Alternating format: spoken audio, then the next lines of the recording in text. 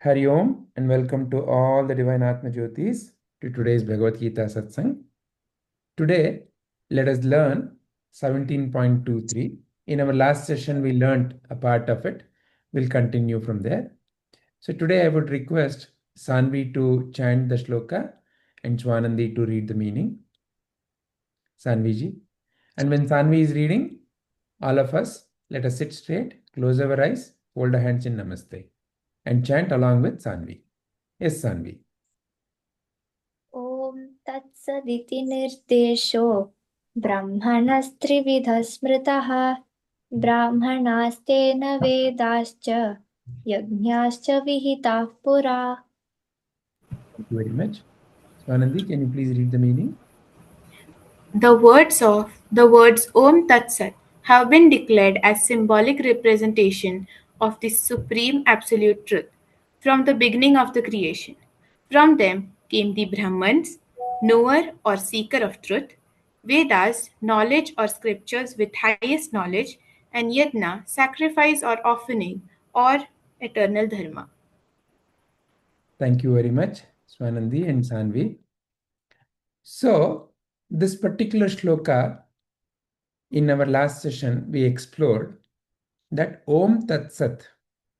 Om Tat Sat, we first understood, is like a map. And in that map, we understood about the Om. So just to summarize, what is a map? A map, the purpose of a map is to help us to show path to a destination. And also it helps us to see the important waypoints. When you're going from point A to point B, in between there may be important waypoints. It shows you all that. A museum, a palace, or a garden, like that, it shows the intermediate points. Then it also helps you and me to know where we are in that journey, guides our progress. This is the purpose of a map. Likewise, we saw in our last session, Om Tat Sat is a mantra. A mantra is like a map. What is mantra? Mantra is that which protects when you utter it. It protects when you realize it. So a mantra is a special vibration that helps you to go somewhere. It's like a map. So Om Tat Sat helps you to realize the whole of the truth. How so? We started exploring from the first sound in the Om Tat Sat. Om. In our last session, we looked into what is Om. And in order to understand what is Om, we asked ourselves the question, what are the different states that you go through in a typical day? And through various discussion points, through contemplation, we arrived at one is the waking. And in the Om, there are three syllables that can be heard, three sounds that can be heard. And there is one special sound. And out of the three audible sounds, so Omkara is nothing but Om. There are three sounds, A, U, and M. In that, the A represents the waking state. Waking state is like now. So where you feel, okay, you are awake and you are interacting with the world, where there are people, other things. This is a waking state. Then there is a dream state, Ukara. The U is a representation of the dream state. Dream state, you are aware that there is some other world and it is not like the waking world. But there is another world. So in a way you can say this is a waking world, whatever you are currently experiencing. And when you go to sleep and when you are dreaming, there's a dream world. So this is another distinct state. It is different from waking, right? It is a much different world and much different state than the waking world. So in a way, that's why waking state, dream state, two states. Then deep sleep. In the deep sleep, You are neither experiencing the waking world nor the dreaming world. The makara is a representation of the deep sleep. So like that, these are the three audible sounds of Omkara. Aum. And these three represent states that are coming and going. If you see, waking is not permanent state. You're not always in the waking state. Neither are you always in the dream, or you're not always in the deep sleep. But these are three distinct states that come and go. Then we realized there is one another very special state. Why it is special? It is not a state that comes and goes. In a way, we cannot even term it as a state. It is always there. And that state is hidden by these three states. These three states is where our focus is always. These three states are coming and going. That's why we call them as Maya. In a way, the three put together can be called as Maya or illusion. So in the Omkara, that half moon, that half circle is a representation of the Maya, illusion. But what is permanent is the absolute self. You, the awareness. As awareness, you are not coming and going. There is no waking, dreaming, deep sleep as awareness. However, as awareness, you can see that these three are coming and going within you. Waking, dreaming, deep sleep. But until you examine, the Maya or the illusion covers it. You feel as if the waking world is a real world. Real means what? Always there. But it is not always there, because when you are in the dream, it is disappearing, isn't it? And when you're in deep sleep, both are disappearing. So in that sense, it's a Maya or illusion. However, you, the absolute self, you are permanent. You're always there as awareness. And in the Omkara, when you chant Omkara, Aum, as you chant, it ends. Where does it end? It ends in silence. And where did it begin from? It began from silence. So the three audible sounds began from silence and went into silence. So in a way, silence is a representation of that permanent self. Because the sound came and went into silence. Came from silence, went into silence. So like that, the three states, the waking, dreaming, deep sleep, they come and go within you, you as the awareness. So this much is what we had understood in our last session. So today we'll take the next step. Before that, I know some of you were absent in the last session. That's why I gave a slightly longer explanation. Is there any question that is coming to any one of you about what you've heard so far? About what is Omkara? What is the significance of Omkara? Guruji? Yes, Ji. Ji, I didn't understand Maya completely. Sure. Okay, what is Maya or illusion? What is illusion according to you, Swanandi Ji? Something that covers up the truth, maybe? Right. As a simple example, when let's say you go to a magic show, usually the magician, he pulls the hat, and from the hat he pulls a rabbit, right? Huh. Now it's you know it's an illusion. Illusion means what? A make believe, but it is not reality. Meaning what? The rabbit is not necessarily coming from the hat. He has figured out a way by which he makes you believe as if that is the reality, isn't it? That is Yes. one example of illusion. Another example of illusion I'll give you. You know about this hot summer days.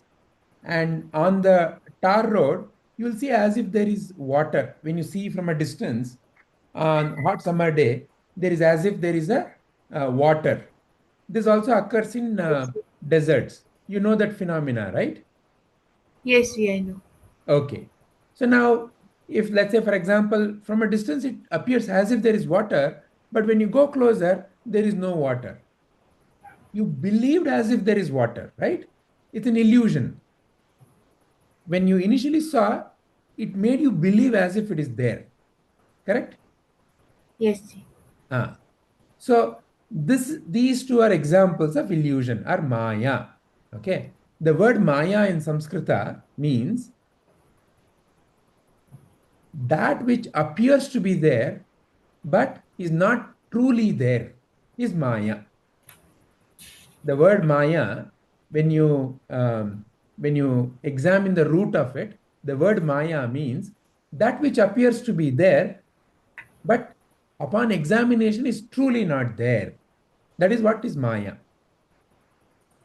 So now, waking, dreaming, and deep sleep, are they always there? No, Ji. They seem to come and go, right? Yes, Ji. And is your today's waking same as your yesterday's waking? No, not always. Right? The situations are completely different, correct? So many things continuously are changing, even in your so-called waking world. Isn't it the same thing in your dream world? Yes, Ji. So, like 1 minute, Anya. So, like that, when you examine, all of this seem to be coming and going. None of it is a permanent reality. Though you may say, oh, look, I'm awake. Yesterday also I was awake. Today also I'm awake. It feels as if waking itself is the same. But like how you just now thought about it, look, yesterday's waking is not the same as today's waking. For example, yesterday at the same time, you were not in the Gita session. You are not discussing about Omkara. Though you may feel I was awake yesterday around the same time, 7:15. But examination, you can know that, oh, you are not in the Gita session. So there is something different, right? So like that, what is Maya or illusion? That which appears to be there, but upon examination is truly not there. Meaning what? So is the Gita session always there? Is the Bhagavad Gita session always there for you, Swanandiji? No, Ji. No, right? So it seems to be there. But when you ask the question, is it always there? The answer is no. So in a way, it's an illusion. In your mind, you believe as if it is there, but it is not always there. So something that is coming and going like that, the waking, the dreaming, and the deep sleep, that's why are another category of Maya or illusion. Is this Okay. bringing clarity? Yes, Ji. Can I give a statement? Yes, please. So can we say that we are stuck in a loop of Maya or a And then cycle of Maya? when you see through your eyes and when you say whatever you call as the life, right, Yes, Ji. is an illusion, correct? Yeah. And now the question, are you stuck? It depends upon how you interpret it. Being stuck means what? Being stuck as a feeling of helplessness. Okay. It is not necessarily a stuck. It is, imagine this way, Swanandi. Have you gone to Kaveri River? No, nothing like in my memory. Maybe when I was Okay. smaller. Any other river that you've been to? Yes, Brahmaputra River. Brahmaputra River. Okay. Now, uh, which place you went to for Brahmaputra River? Assam, In Assam. Arunachal. Yeah. Arunachal. Okay, Assam. Okay. So now, if I ask you, is there Brahmaputra River? What is your answer? Yes, there is. There is Brahmaputra River. Okay. Now, examine little closely and tell me, what do you call as Brahmaputra river? The area of water flowing through Assam is the Brahmaputra river. Exactly, right? So there is some place on earth where there's a stream of water flowing and you have named that as Brahmaputra river. Now imagine, Swanandi, you're standing in the river and the water is flowing past you. And if I ask you, what is Brahmaputra river? Can you take a handful of water and say, this is Brahmaputra river? No, Ji. The entire flow is what is Brahmaputra river, right? Yes. Is it still? Is the water still? No.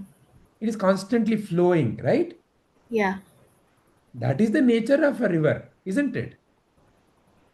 However, for the sake of you and me to have a understanding, we have named that particular flow of water as Brahmaputra. Much like you can go to any other river. As an example, near Bangalore, there is a place called Srirangapatna on the way to Mysore. If you go there, you will find another river called Kaveri River. So now again the same thing. It's the flow of the water that you've given a name as Kaveri, Brahmaputra, Narmada, Sindhu, Ganga. All are nothing but what? Flow of water. Now if I ask you, is there truly something called as a river? What is your answer?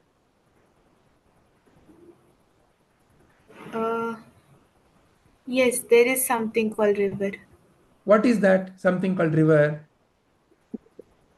The stream of water, any stream The of water flow of flowing. water, the flow of water, right? Yes. Yeah.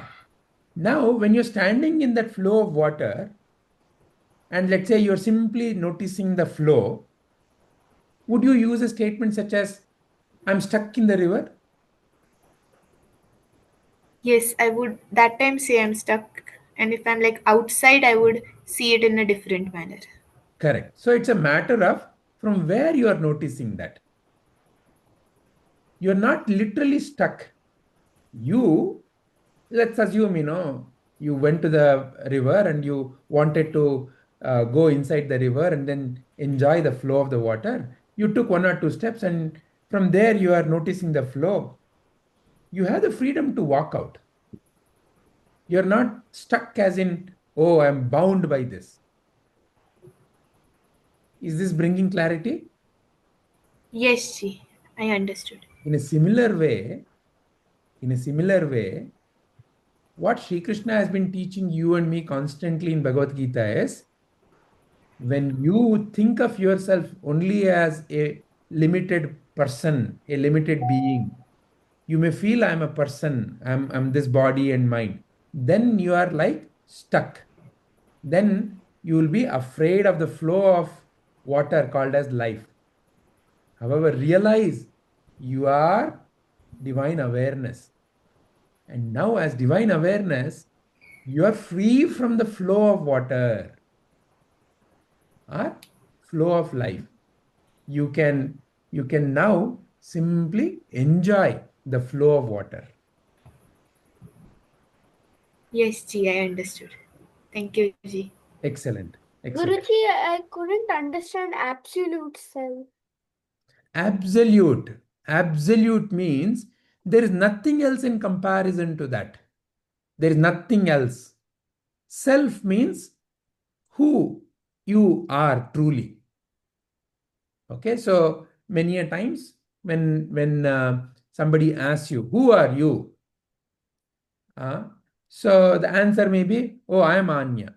Okay, who are you? The next time, if I continue to pester, your next answer may be, I'm a girl.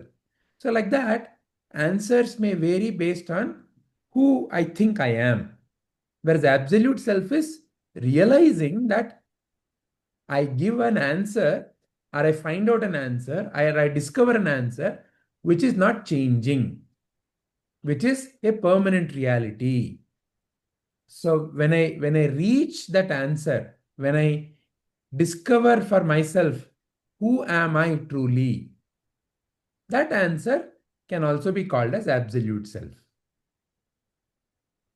Yes, Is that clear to you? yes, Guruji. Very nice. All right. So let's, before I take the next step, are there any other questions anybody has? I hope with the discussion that we've had so far about Omkara, it's all clear, I hope. But are there any questions anybody has? Great. Then let's take the next step. So I said the mantra Om Tat Sat has three important things to understand, three important truths to understand. Om. And so far, we've examined about the Omkara itself. Now let us understand Tat. And to understand, I have a couple of questions. And whoever likes to answer after I pose the question, you'll see the question. You can raise your hand. Okay. So I want you to examine this picture and tell me which thing is bigger. Which thing is bigger? Excellent. I see many hands. Let me listen to Satvik. Yes, Satvik. Sir, does space count? I want you to answer whatever the way you are interpreting. I mean, since the universe is bigger than both of the objects, I would take the Earth is bigger than a satellite. Okay, all right, wonderful. Thank you, Satvik. Let's see what Akshat has to say. In the shown figure, light is the biggest. Light is the biggest. Okay, all right, wonderful. Grihit, what is your answer? In the between of those two, Earth is the biggest. Between those two, Earth is the biggest. Okay, wonderful. Any other answers? Each one of you, you can even type your answers. Sai Kiran, what is your answer? Sir, I think nothing is bigger, sir, because both are that. I think Earth is a bigger, but in perspective that if we take one atom of that of both, we can make it size of Earth. Then nothing is bigger, sir. Okay, all right. There is another viewpoint from Sai Kiran. Yes, Rohan. Sir, if we compare the Earth and the satellite both specifically, I would say the Earth is bigger, but if you're asking which is the biggest in the picture, I would say the outer space. Outer space. Okay, all right, wonderful. Any other answers? Any last answers? Any other viewpoints? Diya, Disha, Swanandi, Sanvi. Any other viewpoint? Anya thinks space is bigger. Okay. Excellent. So now, yeah, it all depends upon the perspective from, what all we identify, right? As a simple example, most often we identify two things. Most often. What are the two things that we identify? One is the Earth, another one is the satellite. These are the two things that most generally we identify. Why? It is easily visible. However, in terms of the thing, right? In terms of the thing, there is also something in which both these things are appearing, right? What is that thing? Universe. That thing is the space, isn't it? There is a space, or there is Akasha, and that space, because of the space, both these things, Earth and satellite, are able to appear. So therefore, when you give an answer, like how Rohan said, if I am specifically comparing the two visible objects, the Earth and the satellite, then earth is bigger. Like that I can give an answer. So if I simply ask which thing is bigger, what all I consider as thing is also what matters. How do I say that earth is one thing and satellite is another thing? What makes me say that? What makes me say that, or what makes anybody say that is, look, there is a gap between earth and satellite. Look, earth is ending here. Look, the satellite is beginning here. Like that we give an answer. But what is making you feel that there is a gap between earth and satellite? Because there is something here in between, which in which usually there is nothing, and there seems to be a emptiness. And the way our eyes work is, where there is a end of some object and where there is a beginning of another object, and if there is a gap, then our brain interprets it as two separate objects. So therefore, if you look at it from that viewpoint, space is another thing, because without that thing, these two things couldn't have existed. So in that way of answering, then one can answer space is bigger. Why? Because look, it is able to contain the earth and also the satellite. And there is another way of looking at it. In fact, what is really earth? Nothing but some fundamentally some molecules. What are molecules? Some atoms. What are atoms? Nothing but energy. Nobody can see energy in one sense. What is satellite? Molecules. What are molecules? Atoms. What are atoms? Energy. So earth is also energy. Satellite is also energy. Space is also a type of energy. Everything is energy. So when you see it from the viewpoint of the energy, you cannot really say where the energy has stopped, where the energy has begun. Where does the earth energy stop and where does the satellite energy begin? So in one sense, at an energy level, it is just one big expanse. There is nothing small, nothing big. So like that, which thing is bigger? The answer depends upon from where or with what perspective you are answering, right? If I take the perspective of what is visible to my eyes, these two eyes, oh, look, there are two objects because this is visible. But then there's also this. So from the eye viewpoint, space is bigger. Can be one answer, right? So now let's take the next step with this. Which feeling is bigger between these three feelings? Which feeling is bigger? I am a Kannadiga. Is that feeling bigger? Or I am an Indian? Or I am a world citizen? Yes, Anya. Guruji, I think the feeling of thinking, oh, I'm a world citizen is bigger. Can I explain why? Yeah, it's okay. Let's listen to other Yeah. answers. Yeah. So basically, I think that I'm a world citizen feeling is even bigger because Karnataka is just a state. India is just a country. But world is like all states, countries, cities, towns, let it be whatever, districts, all are combined. So obviously, if you combine a state, like, see, you combine states like Karnataka, Andhra Pradesh, Telangana, and lots of other states and union territories combined, you get India.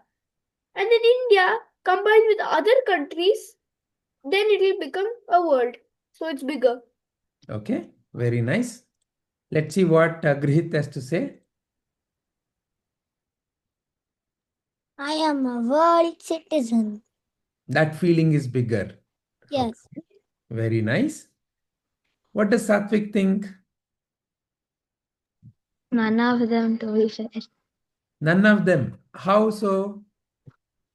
Anyways, everything's Maya. Even the world's Maya. That's okay. Maya doesn't necessarily, even in the world of Maya. So, for example, if I ask you which finger is taller, in the world of Maya only you will answer. Look, this finger is taller than this finger. So, in that way, in the world of Maya, which feeling is bigger? To be a world citizen. I am a world citizen. That feeling is bigger. And why do you say so? Because it's like everything combined, continents, countries. Everything is combined. Okay, all right. What does Sanvi think? The world citizen only. Okay, and how so? Because world is bigger than a state or a country. Very good. Now, you all looked at this, right? Now, let me ask you this question. Think about this. What are you? Are you a Kannadiga? Are you an Indian? Or are you a world citizen? What are you? What do you think you are?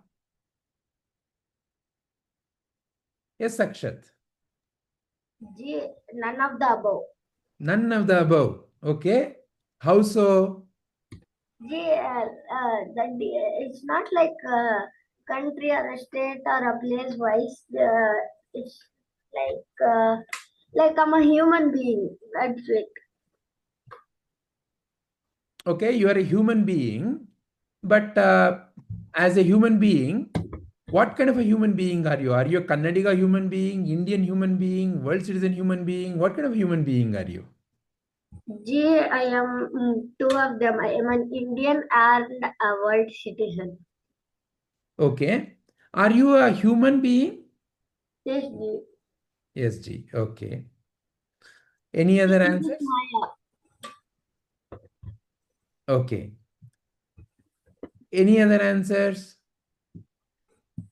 What do you think you are?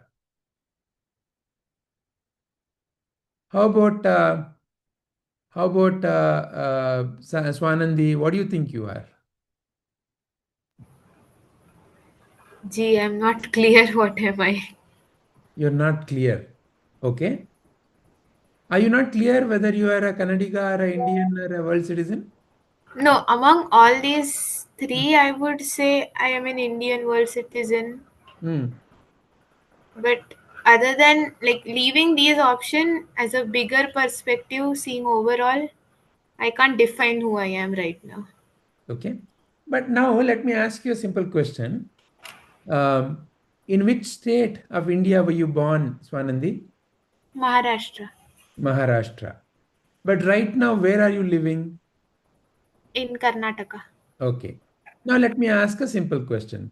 Are you a Maharashtrian or are you a Kannadiga? Half Maharashtrian, half Kannadiga. Okay, which half? The left hand side or the right hand side? There is no left hand and right hand here. No, but you said half. No, which half is Maharashtrian and which half is Kannadiga?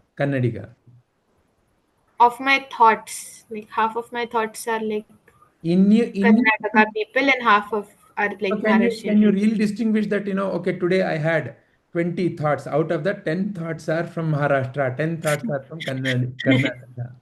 Can you say like that? No, Ji.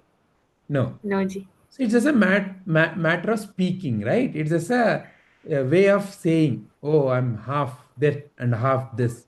But truly you cannot distinguish. But do you feel that you're both, you can be okay when you're in Maharashtra and you're also okay when you're in Karnataka? Yes, Ji. So now let me ask you a question, Swanandi. Like that, can you also be okay when you're in Tamil Nadu? Uh, Yeah, maybe after a few years, after I get to know about that state. Right. See, just like how you got to know Maharashtra and Karnataka, you're okay, right? So, Yes, ji. like that, what is there in Maharashtra? People, animals, places, things. What is there in Karnataka? People, animals, places, and things.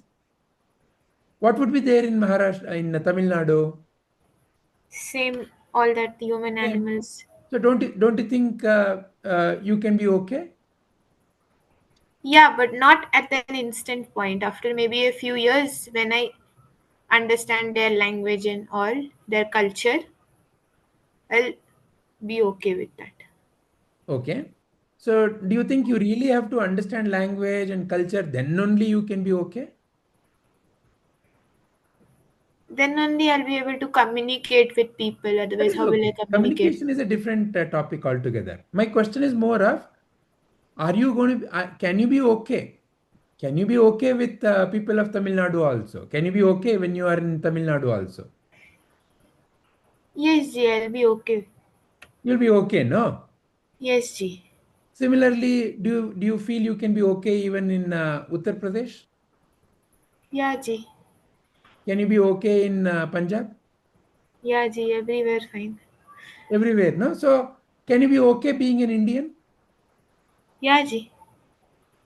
So now tell me, Swanandi, in order to go from being a Maharashtrian and Kannadiga to feel okay, I'm okay with Tamil Nadu, I'm okay with Uttar Pradesh, so on and so forth, to say I'm okay being an Indian, did you have to increase in size, or did you have to become, did you have to eat many dosas? No, ji. I was the same. You were the same, right? What changed? What made you feel you can be okay?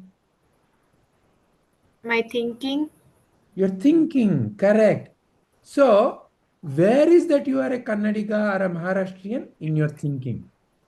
Where is that now you brought the change that, oh, I can be okay in Tamil Nadu also, in Uttar Pradesh also, in Punjab also.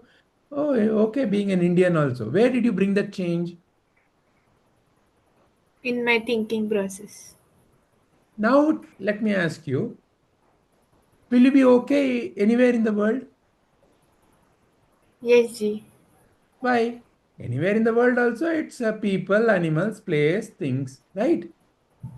Yes, ji. You may not know how to communicate. Let's say you go to Russia, you may not know Russian, but there are also people, they also have feelings, they also have emotions, they also have same kind of oh, I like something, I may not like something kind of approach to life. They also can be loving and caring. So, in a way, wherever you go, when you carry the feeling of something bigger, if I identify myself as only a Kannadiga, then the moment I go to Maharashtra, I may feel a little small, right? Why?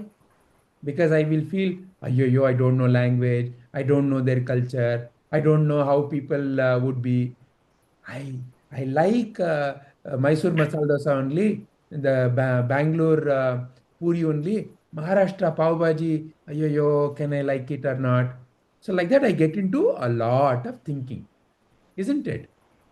So when I say, okay, this is what is Karnataka, these are the things in Karnataka, and I can learn how to function in Karnataka. Oh, I can learn Kannada. Oh, I can know what kind of food Kannadigas eat. I can also eat similarly.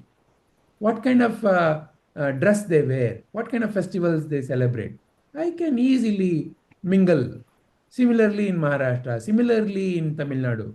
So, like that, when I put the thought in my mind that I can be okay wherever I am, which of these two ways of functioning, I am Kannadiga versus I can function anywhere in freedom, which of these two makes you feel better, Swanandi? The second one. Why? Because I don't limit myself. I'm No, open to everything. you don't limit yourself. You're open to everything. You have a much broader and a bigger way of engaging with life, isn't it? And Yes, ji. that is what Tat or divine really means. Divine. See, imagine there is a person called God. If there's a person called God, would he say, I'm only Kannadiga, I'm only Maharashtrian, I'm only Tamil Nadu, or I'm only Indian? If there is a fellow called God, would he not function as all of this? Would he not function as everything? I can be okay with everything, not just the earth, but also with the stars, with the planets, with the galaxy, with whatever that you feel is there in this universe. So now, when you function with that universal consciousness, that feeling is the divine feeling. Tat. So in the Om Tat, the Tat refers to something we call as divine. What is divine? Who is divine? The one who functions with a universal consciousness, who functions without the barriers of, oh, I'm only this or I'm only that. Someone who can function. Is this clear? Any questions, anybody? Because each of the truth in that mantra, Om Tat Sat, each has to be understood very clearly. So is Tat part clear? Any questions, anybody?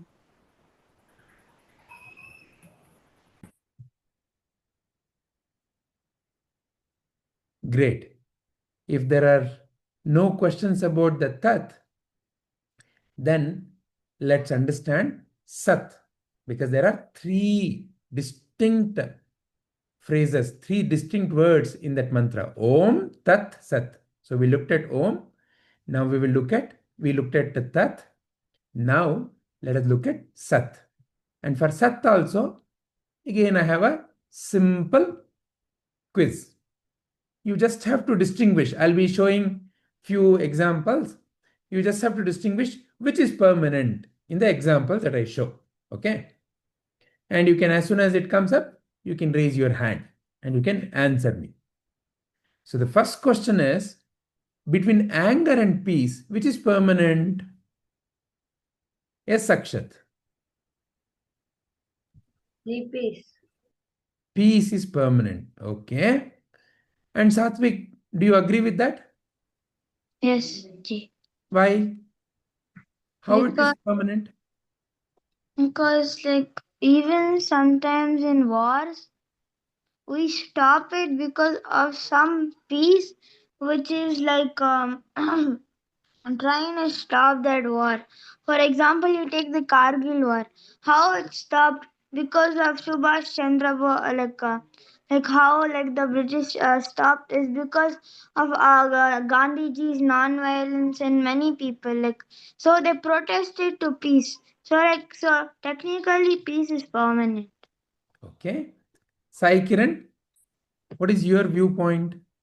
Guruji, I think both are not permanent on my perspective, because anger, after being angry, after some time we will be okay, and again that anger will come, and again we will be peace. After that cycle, we will be uh, uh, we will be uh, we will be not there, sir. Ji. What do you mean we Both are will be not. not there? Meaning both are not permanent is what you're saying. Yes, sir. Yes, Guruji. Okay, all right. Grihit, what is your viewpoint? Do you agree with what Akshat said or with what Sai Kiran is saying? Or you have your own different answer?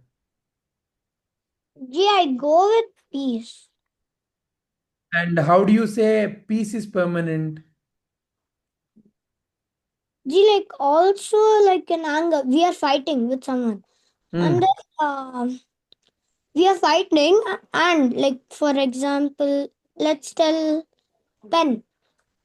I didn't steal, but the other person is telling I stole. But then somebody else, like the third person, will tell I found your pen. So there is the end of anger and the beginning of peace. But then it agrees with what Sai Kiran said, no? Like anger, peace also comes and goes. It is not permanent, no? Yes, So good. when anger was there, looks like there was no peace. And when peace is there, there is no anger. That is why he's saying, no, none of them are permanent. Okay, good. Okay? So what, are you changing your answer? Are you going to agree with Sai? Yes, Guruji. Okay, all right. Let's see whether that is a correct answer. Yes, Akshat. Actually, among these two, peace is more permanent, but when you see normal, nothing is permanent. But between these two, are you saying that peace is also not permanent? When we see in total, nothing is permanent. Okay, so now you are also changing your answer. You're joining Sai Kiran's team. Yes. Okay, all right. What about Sanvi? What does Sanvi think? Is any one of them permanent or both are not permanent? I feel both are permanent, and it's just the way how you see it. Like if you Okay. want to be, if you want peace all the time, then yeah, that's permanent. Like that. Now, between these two, okay, now think about your own emotion. Okay. So let's say you have felt anger, you have felt peace. The question is for you, are both of them not permanent? Are one of them not permanent? Are both of them permanent? What answer would you pick? I would pick that peace is permanent. How? You just now heard Sai Kiran's viewpoint. It also comes and goes. Now all the others also seem to be joining Sai Kiran's party. How are you Yes, saying it is but permanent? it depends on the way how you see it. Mm-hmm. Like if you want peace to be permanent, then it is permanent. Okay, so then if I want anger to be permanent, then will anger be permanent? Yes, Ji. Okay, all right. Any other answer? How about what is the answer from? Yes, Sanya. Guruji, I sent my answer in the chat. Okay. And your answer is both are not permanent. I agree with Sai Kiran. Okay. All right. Does Diya and Disha And, have an answer? and I sent a grin with that. Okay. Does Diya Disha have an answer? If you have to pick one, which one would you pick? Or you will not pick either, or you'll pick both? What is your choice?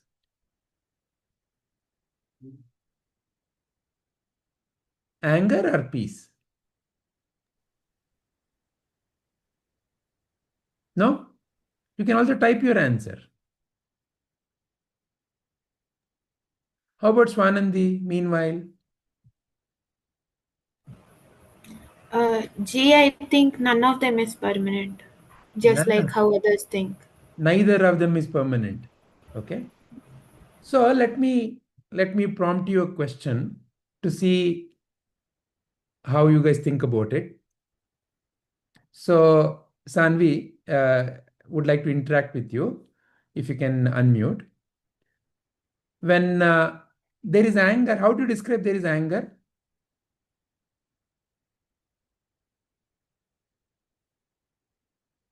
Sanvi, Yes, Ji. how do you describe there is anger? When you're angry at something. Oh. So describe what is anger for you? Feeling frustrated. Okay. Then what else are the symptoms or signs of anger? Wanting to shout. Wanting to shout. Good. What else? Like you won't be able to do anything when you're angry. You'll keep Correct. on thinking. Keep on thinking. Correct. Excellent. Any Starting other? to Yeah. cry. Starting maybe. to cry. Correct. Any other symptoms at the body level? Any other signs at the body level? Heart starts beating faster. Heart starts beating faster. You Very feel good. more hot. Like You feel warm. hot. Yeah. Yeah. The body temperature increases. Correct. What else? You want to throw things around. Want to throw things. Good. Very good. Good, not because you want to throw things. Good because you're describing it very nicely. Okay. So now these are all the symptoms of anger, right? Yes, ji. Okay. Now the question is, Sanvi, is this how you feel all the time? No, ji. No. So you can very clearly say that anger is not permanent, correct? Yes, ji. It seems to come and it goes away also, correct? Yes, ji. Very Guruji, I sent my answer in the chat. okay. Yeah. So please wait, Anya. So now, Sanvi, let me prompt another question. Describe peace for me, Sanvi. What is peace? Ji, having a clear state of mind, knowing what to do Okay. and not like overthinking. Okay. Having a clear idea of what you're gonna do next. Okay. Yeah. Very good. So, clear state of mind, not disturbed. These are all the ways by which you are describing peace, correct? Yes, ji. And you are also saying that, look, like anger, when anger was there, peace was absent. That's why peace is also not permanent, is what you are saying. Yes, ji. Okay. I'll give you an example. So now you've gone to any ocean? Ji. Have you What? gone to any ocean? No, ji. You've not gone to any ocean. No, ji. Okay. Sea? Any sea? Yes, ji. Which sea have you gone? Arabian Sea, ji. Arabian Sea. Okay. And how do you describe a sea? What is a sea? Ji, it's a huge body of water. Okay. And what is that you are noticing happening at the surface of a sea? The waves hitting the rocks and all. Right? There's a constantly waves, right? Yes, ji. And are all the waves the same size? No, ji. Different sizes, right? Yes, ji. Some waves are small, some waves are big. Yes, ji. Have you ever gone inside a sea? No, ji. Okay. Just as a thought experiment, I'm asking, if let's say you go into the sea and you are, let's say, descending into the sea, as you keep going deeper, do you think as you go deeper and deeper and deeper, will there be same waves? No, ji. It will be calm. There won't be much waves which you can feel. However, from outside, when you notice the surface, you see waves, right? Yes, ji. Even when the waves are there, can I say that there is very calm water in the depth of the sea? Yes, ji. So waves are appearing, but the calmness is always there. Can I say that? Yes, ji. Can I say waves are impermanent, calmness is permanent with respect to a sea? Yes, ji. Now, in a similar way, if you were to look at your own mind as an ocean, When anger means there are all these thoughts coming and going, because you're noticing the thoughts coming and going, it's like the waves. You are not noticing the peace that never actually went away. Yes, Ji. Let me put the question in a different way to help you understand. Is it possible to create peace? No, Ji. Is it possible to create anger? Yes, Ji.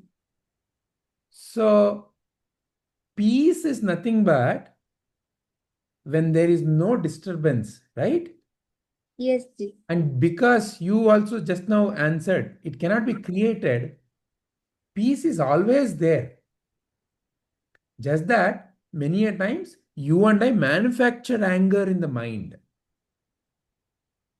Why we manufacture?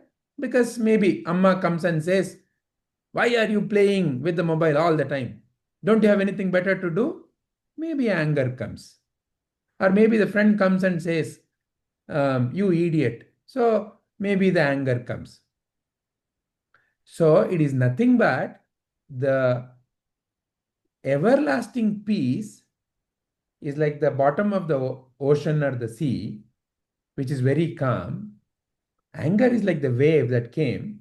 You notice the anger, and therefore you are saying peace is absent. Is that a correct answer? Yes, Ji. So then what is the correct answer?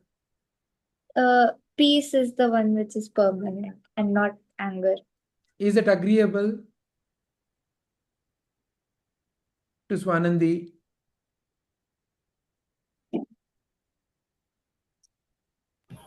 Ji, Did you follow the conversation between Sanvi and me?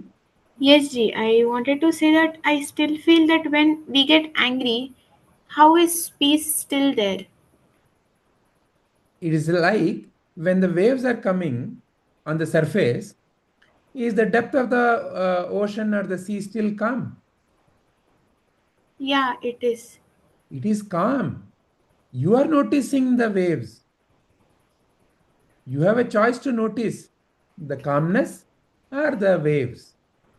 What are you noticing? When you notice the waves, you say, oh, it's very choppy. The water is very choppy. If you notice the calmness, it is calmness. So choppiness Okay. comes and goes. The waves come and go. But the calmness, it is not coming and going. Okay, Ji. Got it.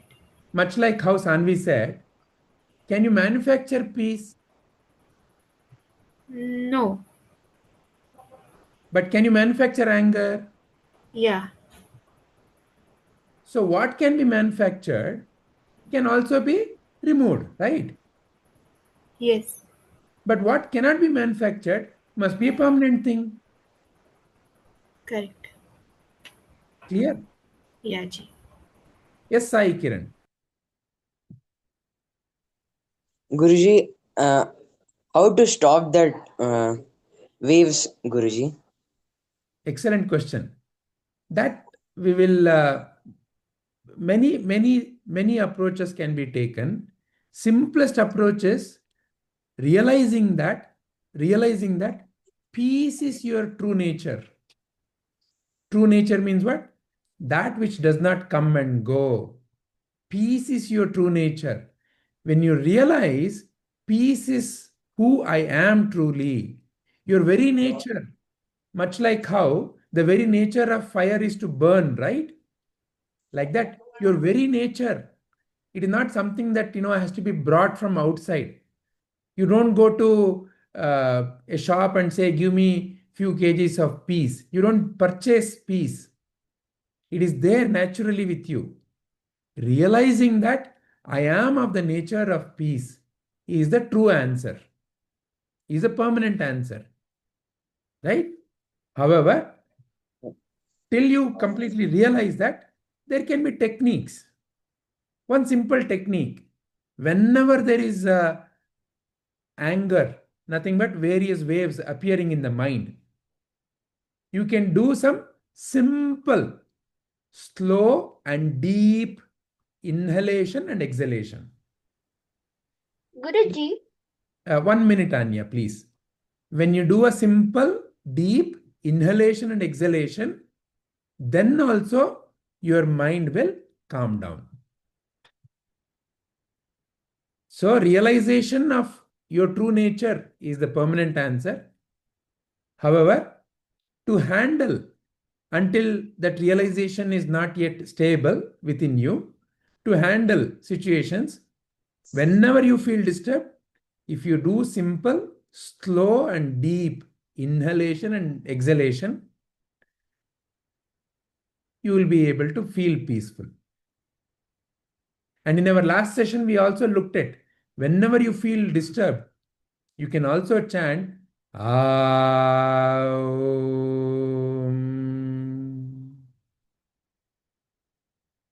When you chant it slowly with complete awareness, it also naturally leads you to peace. Clear, Sai Kiran? Yes, Guruji. Okay. And are you now able to see why peace is or how peace is permanent? Yes, Ji. That's true. Very nice. Whatever you told, that was true. Guruji, Yes, Sanya. Guruji, you said that anger can be manufactured, right? Yes. Then, if anger is manufactured, then why can't we go purchase it in the market? Manufactured in your mind. You purchase it in the market only. The market called as with your friends. Okay, the friends come and tell you something that you may not like. Then you are manufacturing. How? Because you went to the market called my friends. What my friends say, I believe. So you manufactured. You are the one who's manufacturing all the time. Anger. Realize that. Yeah. And you're I thought manufacturing. manufactured in a factory. The factory called your mind. In your mind, depending upon how you are thinking, you're manufacturing. Okay. Yeah. Okay. So let's take the next. Between sound and silence, which is permanent? Yes, Anya. Guruji, I think basically silence is permanent because sound is just like it will come and then it will go. But then silence will like oh it will go very silent for a very long time. It will be quiet. Okay. Good. Sai Kiran, what do you think? Ji, in this perspective, I think both are not permanent because when the world started, it began with sound and No, it ended. Sai Kiran, that is whatever some information you've learnt in the book. I'm asking you a simple question. For you, between sound and silence, which is permanent? Which exists by itself and which is manufactured? I think silence. Silence is permanent or silence is manufactured? Sound is manufactured, but silence cannot be. Okay. So which is permanent then? Then silence is only permanent. Yes, Akshat? The silence is only permanent. How do you say so, Akshat? Because when the world started, it started with silence as well as even when we were born, we didn't really know how to make sound. Like at the moment we were born.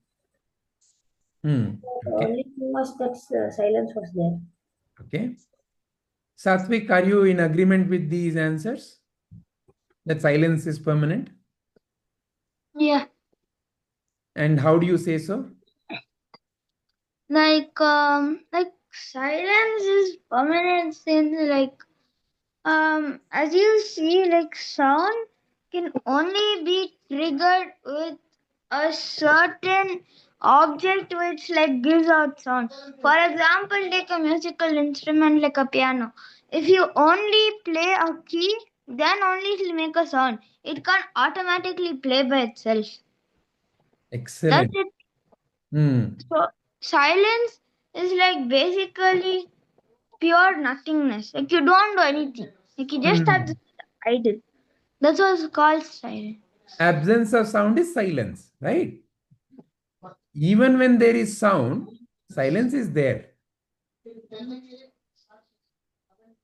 Is True. Sanvi and Swanandi in agreement with this answer? Are you able to see? Yes, Ji, I think that silence is always there, like it's permanent. Sanvi, Diya, Disha, Yes, even I agree. you agree? Yes. How about Diya, Disha? Are you in agreement? You can chat and at least tell me, yeah, whether you're in agreement or not. No agreement, yeah. So, is there anyone who is not in agreement? Okay, so then the next question is, which is permanent, something or nothing? Satvik, Yes, G. which is permanent between these two? Between something and nothing? To be fair, nothing is basically nothing. But Nothing. if you take it deep, there's atoms in air and all. But permanent, if you say in this Maya world, I will go with something. But you say it, Even in the Maya world, how can something be permanent, Satvik? Think about it. See, what is nothing something? can be permanent. For example, this is something, no? What is in my hand? Mm-hmm. Is this object permanent? No. No. This is also another thing, right, in my hand. Is this permanent?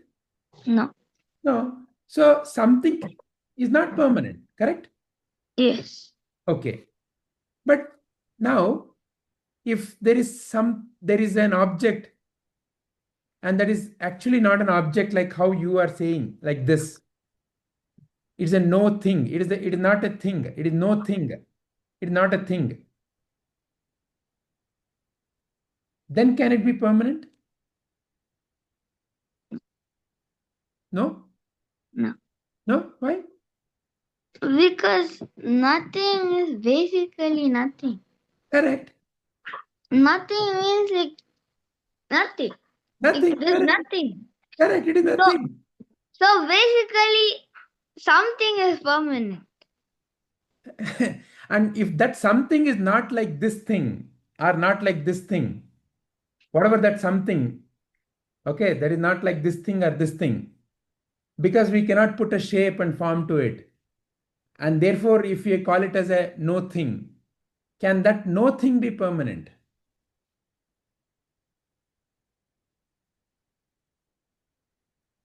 All right.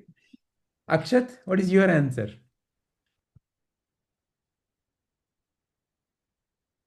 Yeah, nothing is permanent. How are you saying? Yeah, everything, nothing is permanent. You take some toys or even a book.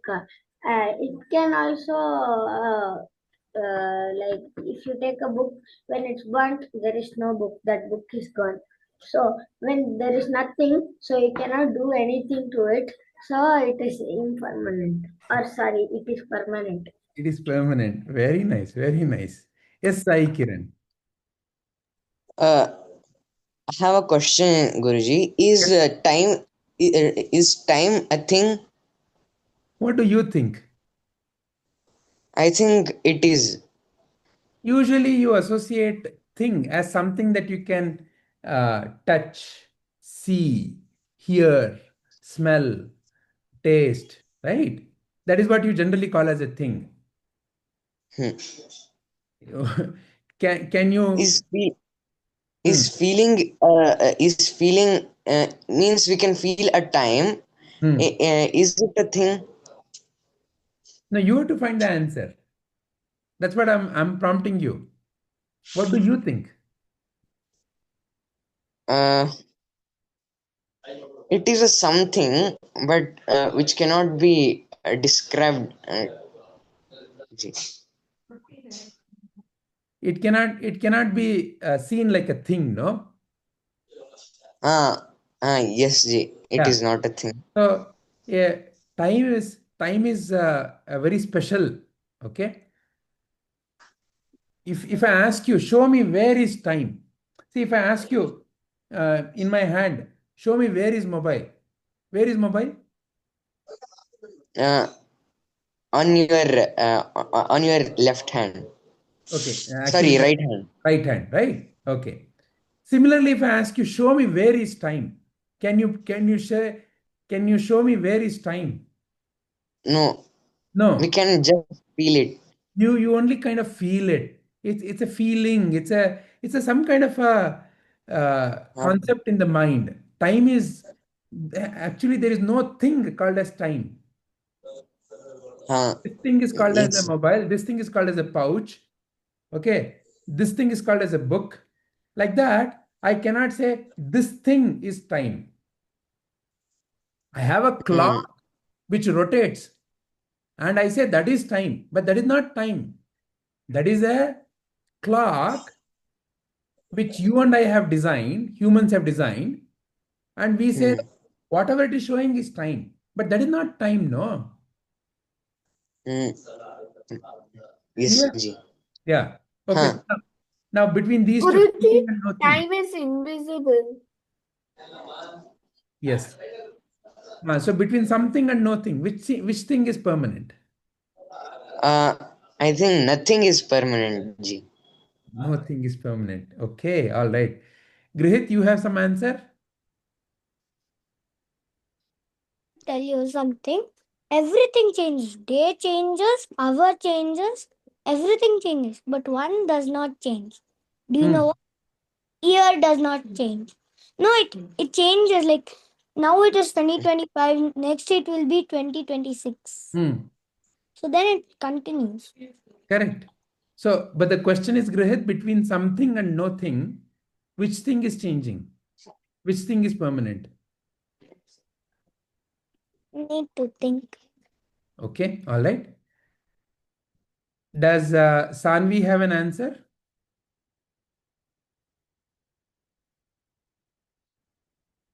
See, I'm not yet sure. Not yet sure. How about Swanandi? Yeah, Ji. First, I wanted to ask, do you consider emotion or like thoughts when you say thing? What do you think? Emotions or thoughts, are they things? I would consider them as things. Okay, even if they are things, are they something or no thing? They are something. Okay, and are they always there? Yeah, I feel something is always there. No, that emotion, the emotion called as anger, emotion called as sadness, is it always there? No, Ji. Okay, so what you call as emotion, that emotion is not always there. It is something and it is not always there. But Ji, I believe some or the other thing is always there. Like, What is that thing that is always there? You are correct. I am always there, maybe. You are always there, correct. And the important question is, are you something or are you nothing?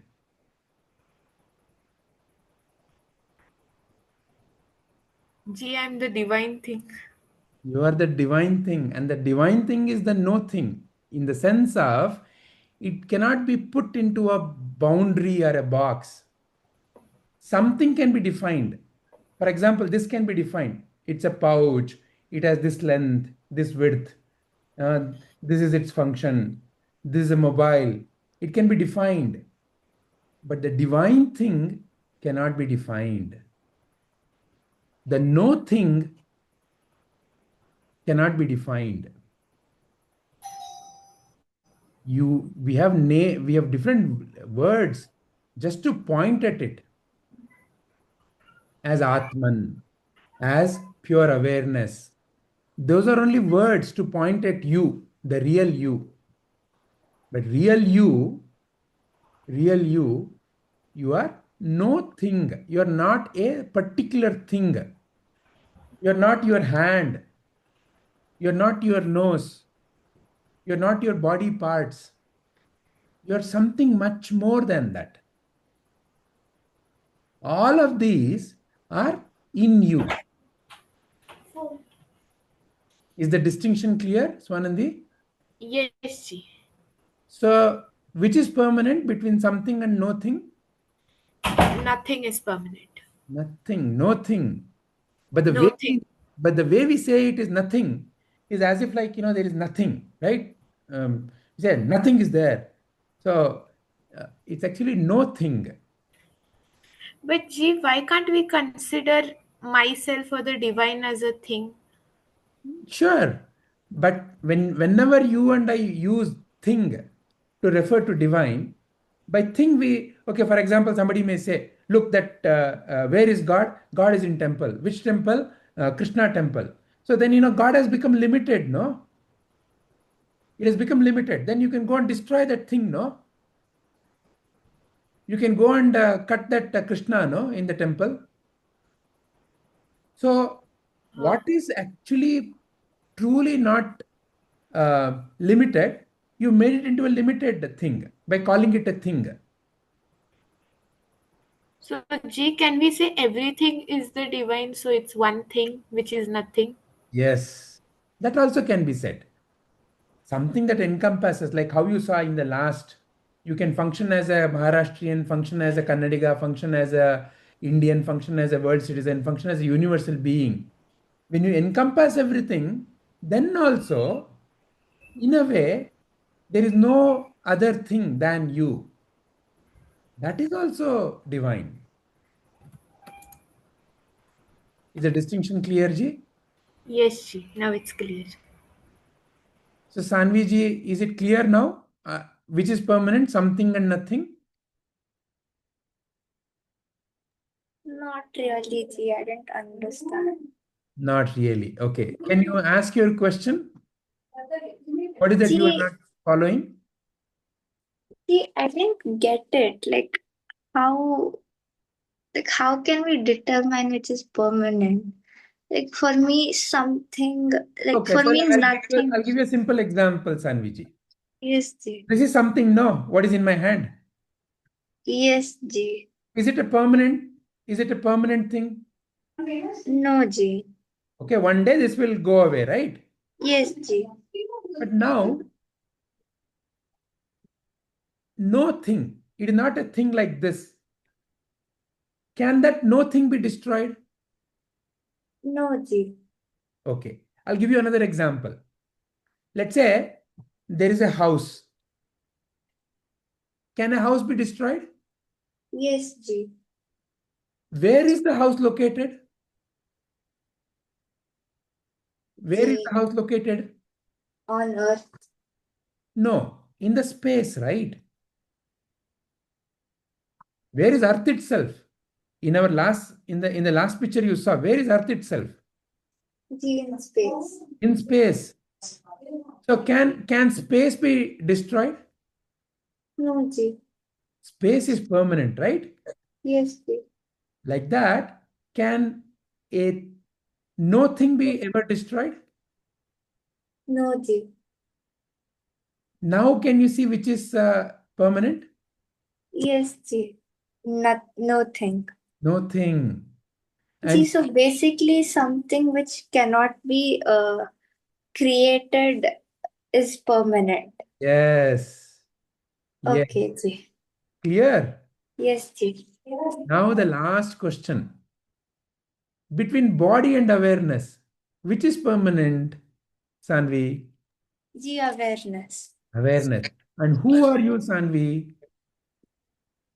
Ji, I am consciousness. And that consciousness is what we are referring as awareness here. Yes, Ji.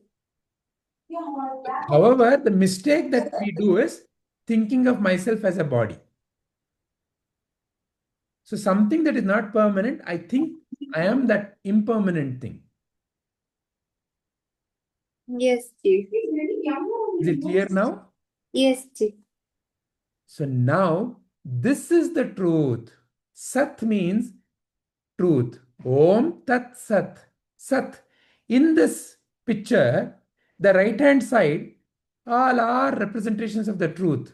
Truth means what? That which is permanent. That which cannot be created.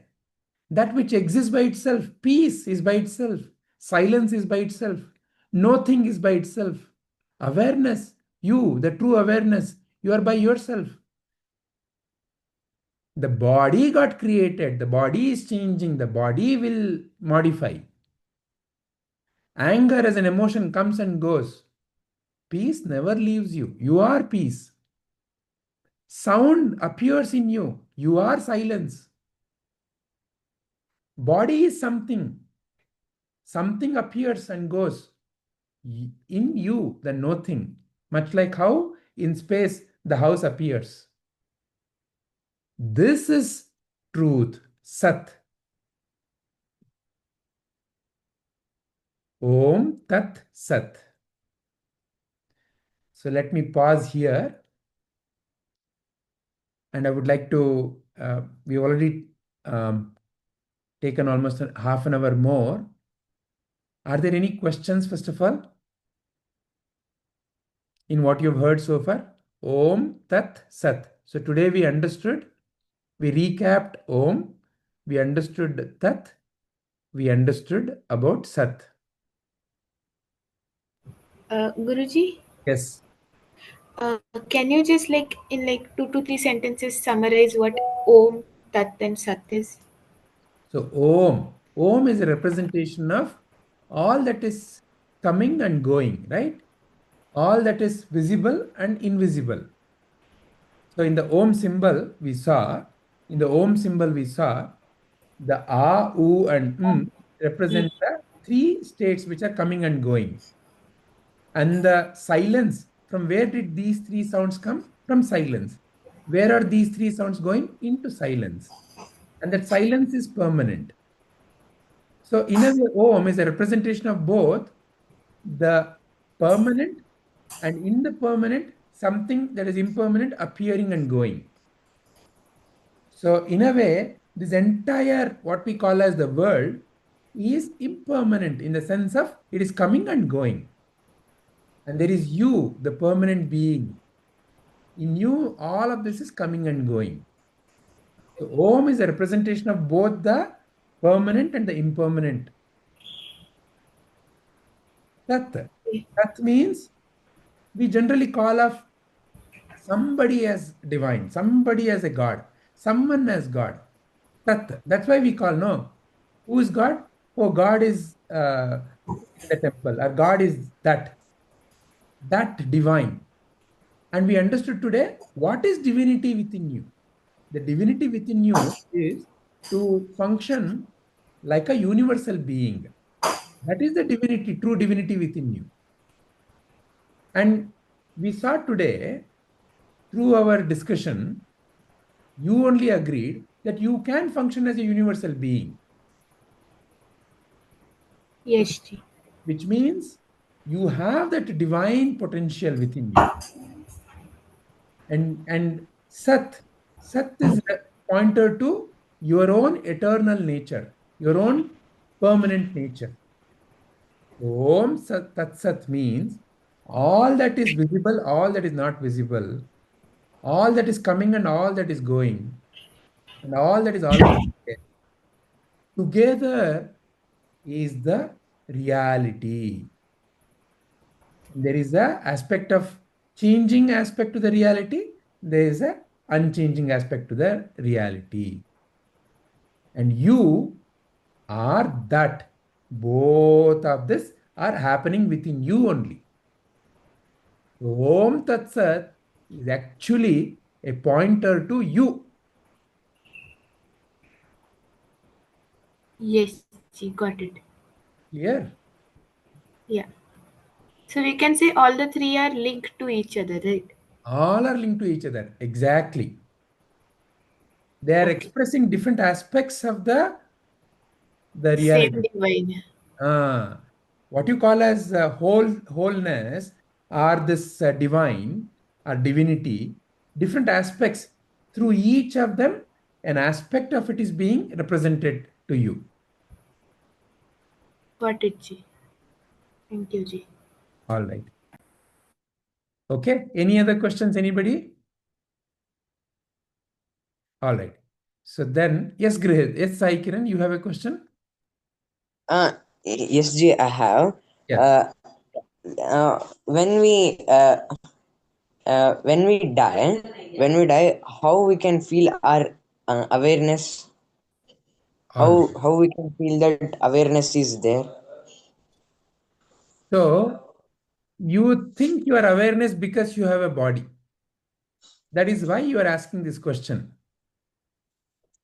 Okay. You are awareness, and because you are awareness, you are able to become aware of your body. Not because you have a body, you have awareness. Because you are awareness, you are aware of your body. Because you are awareness, you are aware of the world. So as awareness, you are not coming and going. Death is not for you. Awareness. Death is nothing but this body appearing and disappearing is called as death by people who have not yet examined the truth. So death is therefore a maya, an illusion. Imagine, there is a drama happening. On the drama stage, a character appears, say Ravana appears on the drama stage. And on the drama stage, Rama kills Ravana. Now, the character, the person who played Ravana, is that person dead? No, no, Ji. In the drama, it appeared. If you are sitting like the one who's watching the drama, you think he is dead. But in reality, when you go back, you will see that the same person who played Ravana is laughing and joking with Rama. Right? Like that, you are that awareness. Depending upon from where you are seeing, people talk about death. When someone realizes, a Sadguru realizes, a enlightened being realizes that I am not this body. I am not this coming and going impermanent thing. I am that awareness.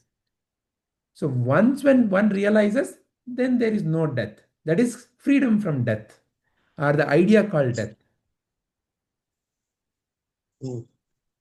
Clear? Yes, Ji. All right. Any other questions? Okay. So then I would love to listen to each one of you. However, because it is already too late, I would like to give each one of you a chance to express in the group, or please note down, because today we have had a very lengthy discussion. Please note down your views. Would like to first begin with your views in the next session. So let me end today's session. Om Shri Gurubhyo Namaha Harihi Om Sarvam Shri Krishnarpanamastu.